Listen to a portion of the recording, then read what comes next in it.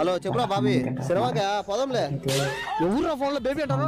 నీకు ఈ వయసులో లవ్లు కోళ్ళు అవసరం రా నానా. అది బేబీ కాదు నాన్న, బాబీ. ఇప్పుడు మా ఫ్రెండ్. అయినా నీకేం పని లేదు, ఇప్పుడు గేమ్ ఆడుకుంటాడు తెలుగునే. బుక్ తీసి ఎప్పుడన్నా చదివా? చదవాలంటే బుక్కులు ఉండాలి కదా.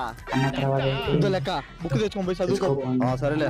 గొప్ప సిద్ధాంతి, ఈడో గొప్ప వేదాంతి. హలో బేబీ, ఒక 10,000 డబ్బులు ఉంటాయి బేబీ. రేపించండి రా కానీ వడ్డీ వేసి ఇస్తా. రే ఏంద్రా బుక్కులు తెచ్చుకోమంటే ఎరగడ్డలు తెచ్చినావు?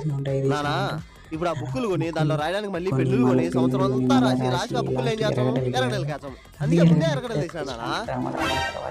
ముందు చూపు